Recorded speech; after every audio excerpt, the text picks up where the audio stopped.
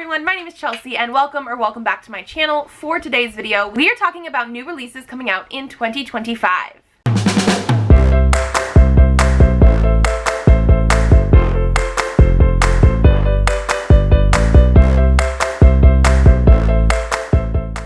I think I have 25 books that I'm excited for coming out in the first quarter of 2025. I know it is time to do this already. We are at the very end of December already. I can't believe it. This month is actually going by so quickly.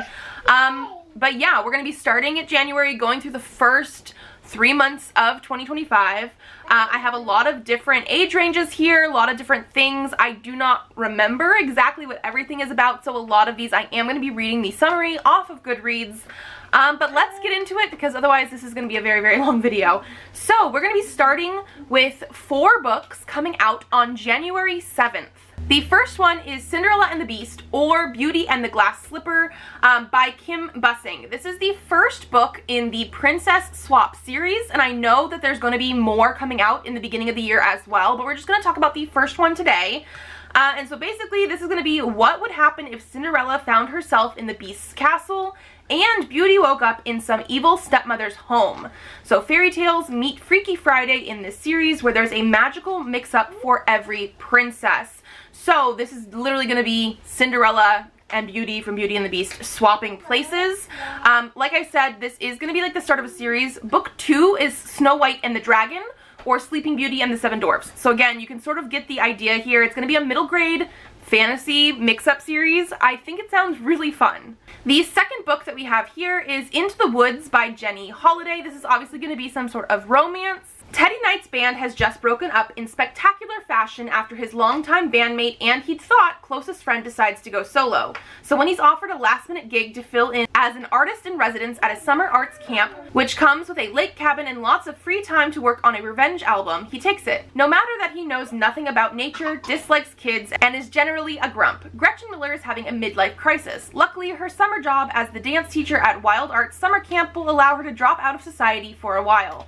Having sworn off dating, she decides she'll go into the woods and become a crone. She might skip the luring innocent children to their death part of crondom, but she's all for the curse men aspect.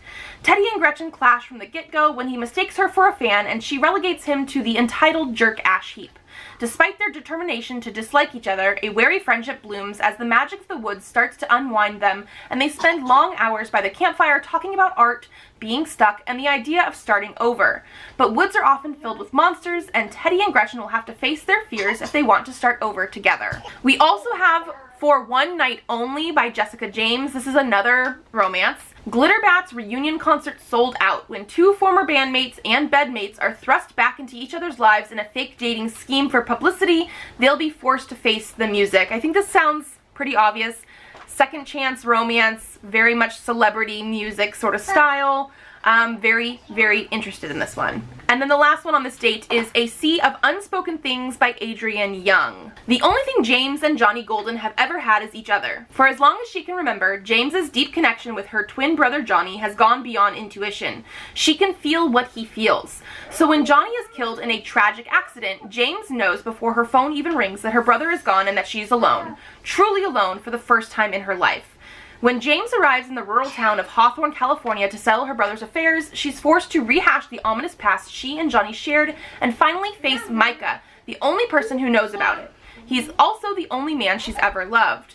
But James soon discovers that the strange connection she had with Johnny isn't quite gone, and the more she immerses herself into his world, the more questions she has about the brother she thought she knew.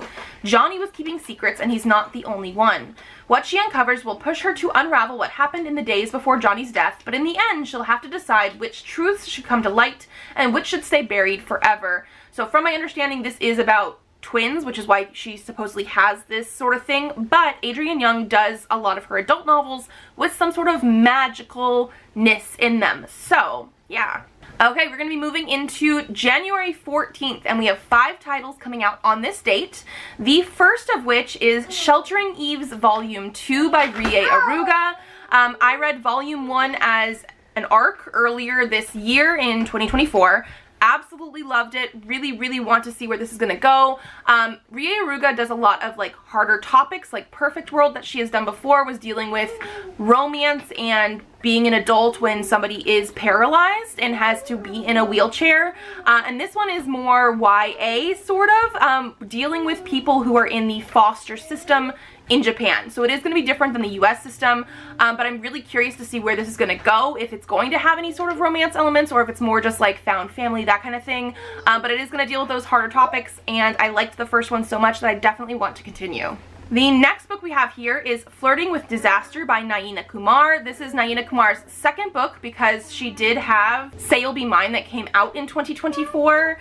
And this is going to be a reimagining of Sweet Home Alabama. So, it's been years since Mina has seen her husband Nikhil. Years since they first laid eyes on each other back home in Texas. Years since they eloped in Las Vegas and she felt true happiness. A high-powered lawyer on Capitol Hill, ready to move on, or at least she thinks so, with another successful lawyer Sheikh, Mina has returned home, this time finally to obtain a divorce. But there's one thing Mina couldn't have accounted for, a hurricane forming in the Gulf, veering right towards them, giving them no choice but to hunker down in the home they had built together. Suddenly, she finds herself trapped amid gale-force winds and pelting rain with the man she once loved. As they spend more time together, Mina begins to remember everything that drew her to Nikhil. His small-town charm, his thoughtful nature, his absurdly good looks. But things make sense with Sheikh. He's steady and ambitious and wants exactly what she wants. She'll stick to her plan, come hell or high water. But will her windswept heart make the right choice when the storm settles and the eye passes over? Then we're moving on to Death of the Author by Nnedi Okorafor. Life has thrown Zelu some curveballs over the years, but when she's suddenly dropped from her university job and her latest novel is rejected, all in the middle of her sister's wedding, her life is upended. Disabled, unemployed, and something, from a nosy, high-achieving, judgmental family, she's not sure what comes next. In her hotel room that night, she takes the risk that will define her life. She decides to write a book, very unlike her others. A science fiction drama about androids and AI after the extinction of humanity, and everything changes. What follows is a tale of love and loss, fame and infamy, of extraordinary events in one world and another. And as Zelu's life evolves, the lines between fiction and reality begin to blur. Because sometimes a story really does have the power to reshape the world. Then we also have Playing Flirty by Shamiz Patel. This one is about a board game designer, and it says it's for fans of Olivia Dade and Jen DeLuca. So, for Rose Marie Jones, risks are a hard no, except for game night. For one precious evening a week, Rose can forget about her demanding boss and her lackluster sex life and focus on beating the pants off her friends. But none of them brings out her hyper-competitive side, quite like William Ashton. Her best friend's half-brother, William, is the paragon of a sexy nerd. The tall, dorky, and handsome game designer is Rose's playing nemesis. So when Rose decides to enter a contest with the board game she's secretly invented, there's only one person who can help her win. Now, what has always been a game between Rose and William is getting a lot more serious, and after spending her entire life trying not to lose, Rose might finally be ready to risk it all and play to win. And then the last one coming out on this date is Water Moon by Samantha Sato Yambao. On a back street in Tokyo lies a pawn shop, but not everyone can find it. Most will see a cozy ramen restaurant, and only the chosen ones, those who are lost, will find a place to pawn their life choices and deepest regrets. Hana Ishikawa wakes on her first morning as the pawn shop's new owner to find it ransacked, the shop's most precious acquisition stolen, and her father missing. And then into the shop stumbles a charming stranger, quite unlike its other customers, for he offers help instead of seeking it. Together they must journey through a mystical world to find Hana's father and the stolen choice, by way of rain puddles, rides on paper cranes, the bridge between midnight and morning, and a night market in the clouds. But as they get closer to the truth, Hana must reveal a secret of her own and risk making a choice that she will never be able to take back. This is supposed to be sort of like a cozy fantasy type of thing, and I'm really into that right now, so yeah. Okay, there is actually one book coming out on January 16th, which is The Baby Dragon Cafe by Amna Qureshi. Another cozy fantasy, but this one I think is also cozy romance fantasy. And it says, perfect for fans of Legends and Lattes, which I loved. So when Saphira opened up her cafe for baby dragons and their humans, she wasn't expecting it to be so difficult to keep the fires burning. It turns out young dragons are not the best magical animals to keep in a cafe, and replacing all that burnt furniture is costing Saphira more than she can afford from selling dragon roasted coffee. Aiden is a local gardener and the local heartthrob, more interested in his plants than actually spending time with his disobedient baby dragon. When Aiden walks into Saphira's cafe, he has a genius idea. He'll ask Saphira to train his baby dragon, and he'll pay her enough to keep the cafe afloat. Saphira's happy-go-lucky attitude doesn't seem to do anything but irritate the grumpy but gorgeous Aiden, except that everywhere she goes, she finds him there. But can this dragon cafe owner turn her fortunes around and maybe find love along the way? Then we're going to move into January 21st. There are 3 books coming out on this date. The first is The Broposal by Sonora-Reyes. Alejandro, Han for short, has never been in love. He purposefully keeps his heart at arm's length from anyone who might want it, which he lets his family and friends think is due to commitment phobia paired with a heavy dose of emotional constipation. Now, though, he's coming to learn that it might have more to do with his fear of looking too deeply inward, whether that be his sexuality, he's straight, right? Or the looming anxiety about being undocumented in an increasingly hostile environment.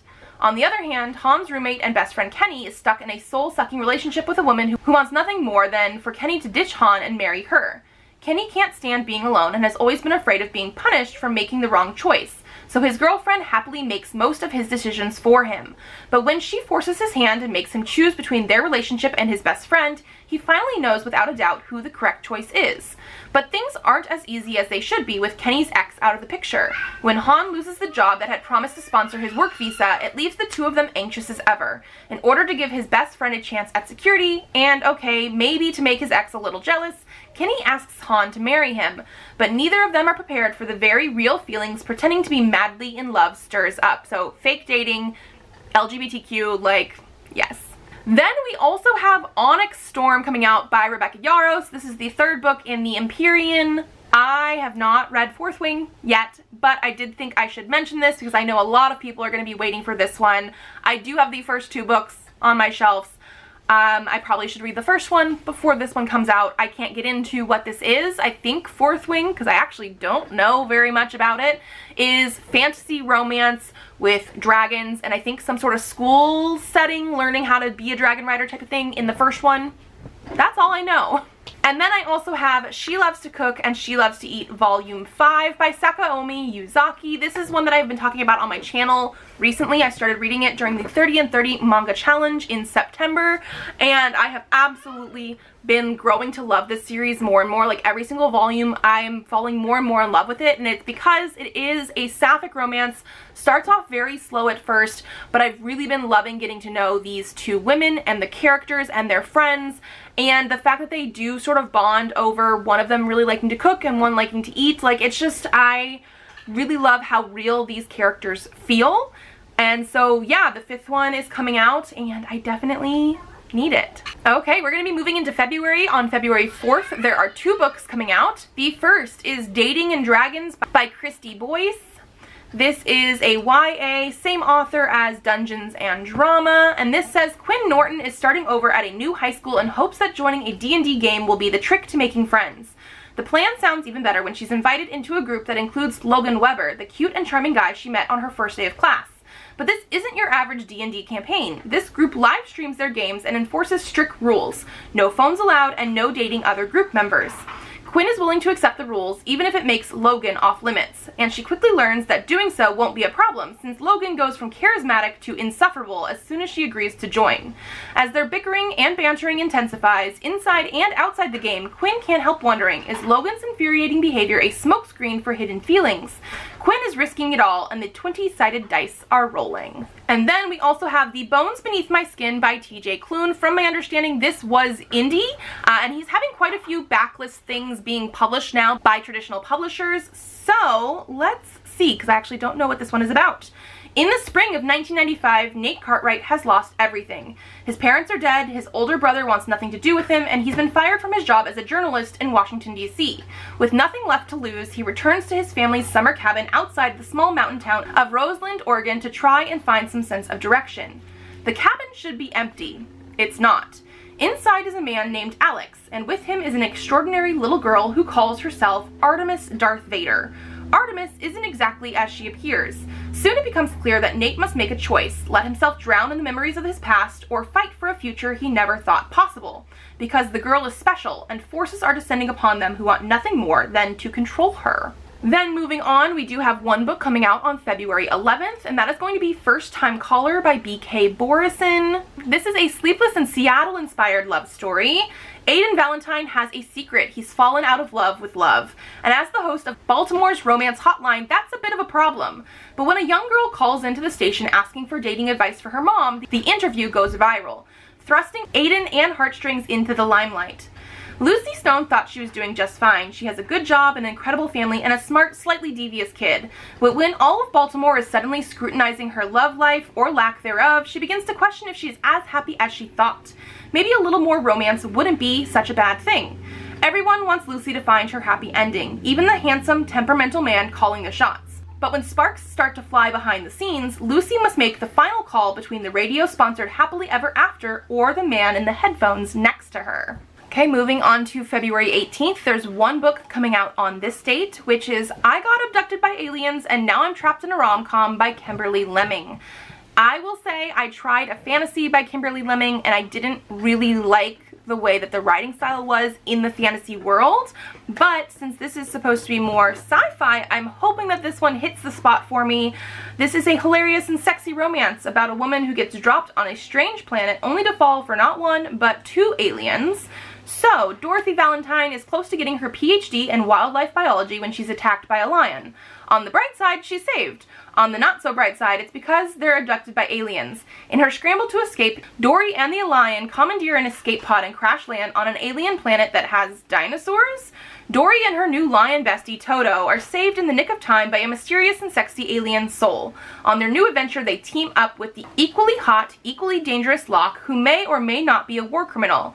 Whether it be trauma, fate, or intrigue, Dory can't resist the attraction that is developing in their trio. As this ragtag group of misfits explore their new planet, Dory learns more about how and why they've all ended up together, battles more prehistoric creatures than she imagined zero, and questions if she even wants to go back home to Earth in this hilarious and steamy alien romance adventure comedy romp.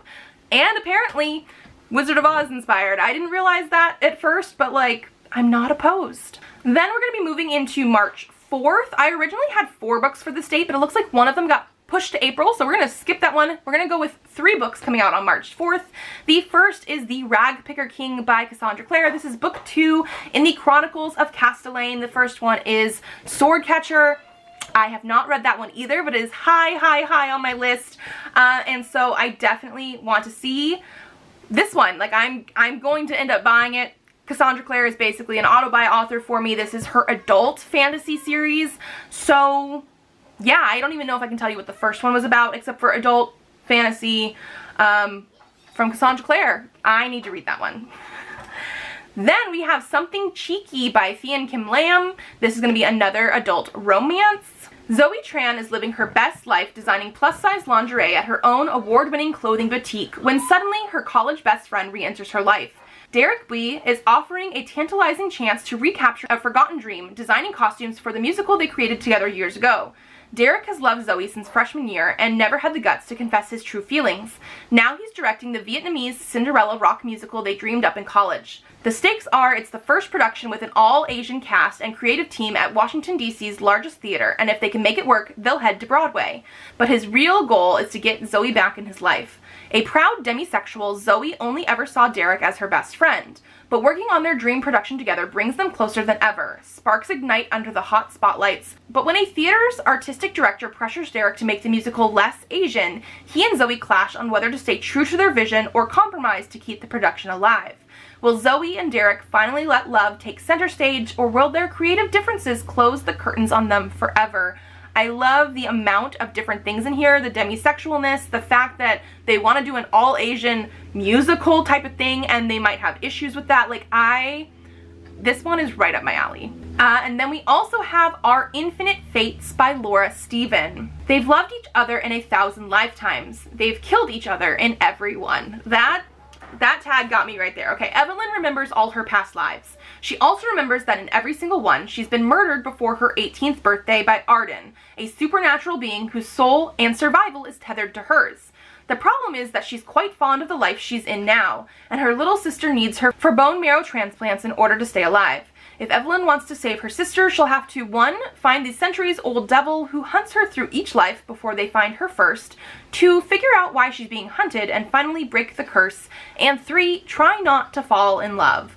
Yeah, I definitely really want to see this one. I don't know. She's under 18 as a character, but based on the comps that this book has, it sounds like it's an adult novel, but with a younger protagonist. Like, I still am very curious. Okay, moving into March 11th, there are 2 books coming out on this date. The first is Fan Service by Rosie Denon. The only place small-town outcast Alex Lawson fits in is the online fan forum she built for Arcane, a long-running werewolf detective show. Her dedication to archiving fictional supernatural lore made her internet famous, even if she harbors a secret disdain for the show's star Devin Ashwood. Never meet your heroes, sometimes they turn out to be the worst. Ever since his show went off the air, Devin and his career have spiraled, but waking up naked in the woods outside his LA home with no memory of the night before is a new low. It must have been a coincidence that the once-in-a-century wolf blood moon crested last night. The claws, fangs, and howling are a little more difficult to explain away. Desperate for answers, Devin finds Alex, the closest thing to an expert that exists, if only he could convince her to stop hating his guts long enough to help. Once he makes her an offer she can't refuse, these reluctant allies lower their guards, trying to wrangle his inner beast. Unfortunately, getting up close and personal quickly comes back to bite them. And then we also have My Big Fat Fake Marriage by Charlotte Stein. Connie has always distrusted nice guys. In her experience, they're just waiting to reveal some horrible secret. And then she meets big, adorable Henry Samuel Beckett, editor extraordinaire, lover of bow ties, sweet and so cheery she struggles to believe he's real. Until Henry Samuel Beckett, or Beck as he's known to most, tells her the secret underneath his sunny surface. He's been single all his life. But in a moment of panic, he's told everyone at his publishing house that he's married. And when Connie, an aspiring writer herself, can't help defending him, she ends up being the fake wife he doesn't actually have. When they head off to a writing retreat surrounded by people convinced this must be a ruse, both of them can't help but agree, until they share their first kiss, their first touch, their first time in only one bed. Side by side every night as the simmering tension builds, Connie starts to wonder if this might be real after all. Then, moving on to March 18th, we have 1 book releasing on this date, which is Murder by Memory by Olivia Waite. And this is supposed to be a cozy space-borne mystery. So, welcome to the HMS Fairweather, Her Majesty's most luxurious interstellar passenger liner. Room and board are included, new bodies are graciously provided upon request, and should you desire a rest between lifetimes, your mind shall be most carefully preserved in glass in the library, shielded from every danger. Near the topmost deck of an interstellar generation ship, Dorothy Gentleman wakes up in a body that isn't hers, just as someone else is found murdered.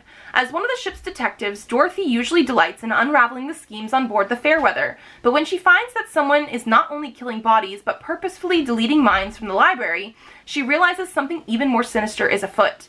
Dorothy suspects her misfortune is partly the fault of her feckless nephew Ruthie, who despite his brilliance as a programmer leaves chaos in his cheerful wake. Or perhaps the sultry yarn store proprietor and ex-girlfriend of the body Dorothy is currently inhabiting knows more than she's letting on. Whatever it is, Dorothy intends to solve this case, because someone has done the impossible and found a way to make murder on the Fairweather a very permanent state indeed. A mastermind may be at work, and if so, they've had 300 years to perfect their schemes. Told through Dorothy's delightfully shrewd point of view, Murder by Memory is an ode to the cozy mystery taken to the stars in a fresh new sci-fi take.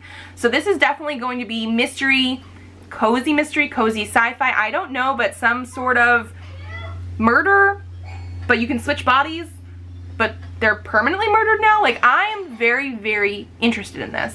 And then actually the last book we're going to talk about today is 1 book coming out on March 25th, and it is Just Our Luck by Denise Williams.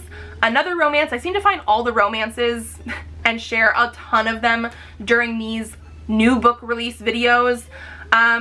Okay, let's get into it. A lottery ticket plus donuts equals love. Another fake dating romance. Yeah, perfect. Who needs love? Not Sybil Sweet. After years of bouncing from job to job in search of something that feels right and from man to man in search of something special, Sybil is embracing her role as the directionless, floundering member of her family. All she really wants now is a little financial stability and carb comfort. Lucky for her, she's got just enough in the bank to buy a lottery ticket and the late night donut store is open. Kieran Anderson abandoned his dreams of becoming a doctor to take over running his family's bakery, and after 2 years of fighting a losing battle to save the place, he's exhausted and broke. But when a whirlwind of a woman sweeps in late one night, flirty energy gives way to more, until she runs out the next morning, leaving behind her winning lottery ticket. Lucky for Kieran, his attempt to return the ticket looks like a grand romantic gesture and goes viral, sending sales through the roof. In an effort to keep the store afloat and to get Sybil's family off her back, they agreed to fake a relationship for 3 months. Even with hundreds of millions of dollars, finding each other might end up being the sweetest bit of luck for both of them. Yeah, fake dating, I'm all in. I know, like I said, I do seem to talk about a lot of romances with this stuff. I don't know if it's just because I find them easier than some other books and then I look for other booktubers to tell me about all the other things, but I am very, very excited for these. Let me know what you are looking forward to in the first part of 2025, because again, I'm always looking for new releases. And if you like this video, give it a thumbs up to let me know. Subscribe to this channel if you'd like to see more videos. I do have videos coming out Tuesdays and Thursdays, so I will see you then. Bye!